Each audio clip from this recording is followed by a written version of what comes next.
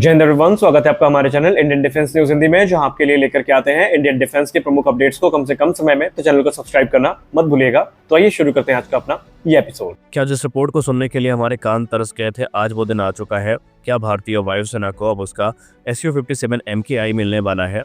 ऐसा हम नहीं कह रहे हैं, बल्कि ऐसी रिपोर्ट सामने आई है CNBC TV 18 की तरफ से। आइए जानते हैं मामला क्या है, वो भी संक्षिप्त रूप में।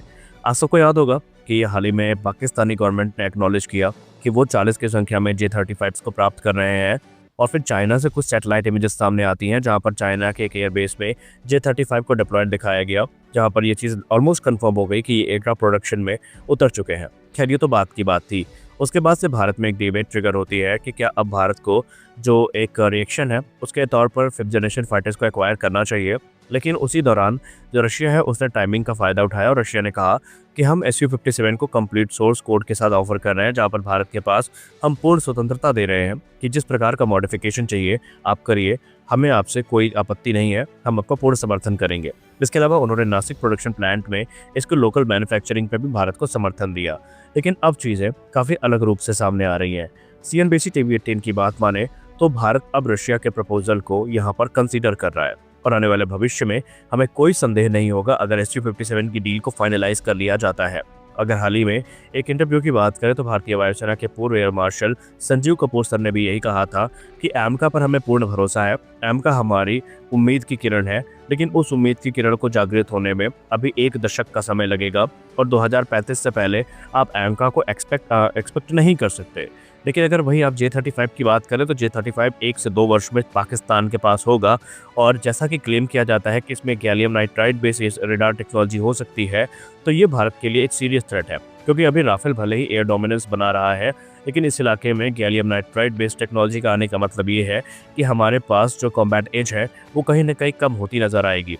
तो हमें उसका परफेक्ट रिप्लाई चाहिए होगा, और वो रिप्लाई हमें Su-57 के तौर पर मिल सकता है। उन्होंने कहा कि रूस ने जो प्रस्ताव सामने रखा है उसमें उन्होंने इंडियन रेडार सिस्टम के इंटीग्रेशन को भी स्वीकृति दी है, यानी कि विरूपाक्ष जैसा जो रेडार है जो कि गैलियम नाइट्राइड बेस्ड टेक्नोलॉजी पर आधारित है, अगर रूस इसको मंजूरी दे देता है तो Su-57 की लेथैलिटी कई गुना ज़्यादा बढ़ जाएगी, इतनी कि हमारे दुश्मनों ने उसकी कल्पना भी नहीं की होगी। इसके अलावा अगर यहाँ पर गांडीव जैसी मिसाइल जो कि अस्त्र मार्क 3 के नाम से जानी जाती है, या अस्त्र सीरीज़ की दूसरी मिसाइल और रुद्रम सीरीज़ की मिसाइल इसमें देखने को मिल जाती हैं स्ट्राइक पैकेज में, तो इसकी फायर पावर भी काफ़ी इंक्रीज होगी। और सबसे खास बात कि अगर यहाँ पर रशिया भारत की एक मांग मान जाता है जिसमें AL-51 इंजन के लोकल मैन्युफैक्चरिंग की बात की गई है, तो फिर इस डील में समझ लीजिए कि सोने पर सुहागा होने वाला है। लेकिन अगर यहाँ पर हम बात करें भारतीय वायुसेना के पूर्व वायुसेना प्रमुख RKS भदौरिया सर की, तो उन्होंने स्पष्ट शब्दों में पहले तो ये मना किया कि हमें FGFA की ज़रूरत नहीं है, लेकिन उन्होंने अंत में ये भी कहा कि अगर हमारे पास ऐसी कोई सिचुएशन बनती है कि हम अवॉइड नहीं कर सकते, ये सिचुएशन अनअवॉइडेबल है कि हमें अब लेना ही लेना है, तो फिर उन्होंने प्रैक्टिकली कहा कि Su-57 हमारे लिए बेस्ट है। निसंदेह F-35 काफ़ी ज़्यादा का कैपिटल प्लेटफॉर्म है, काफ़ी एडवांस प्लेटफॉर्म है, लेकिन उसमें बहुत सारी स्ट्रिंग्स अटैच्ड हैं, और अमेरिका ने जिस प्रकार की अभी रवैया दिखाया है और जिस प्रकार से उसने ऑस्ट्रेलिया को बैक स्टैप किया है और दूसरे देशों को उसने झटका दिया है, तो अमेरिका पर भरोसा नहीं किया जा सकता कि अमेरिका अपनी बात पर बना रहेगा या नहीं बना रहेगा।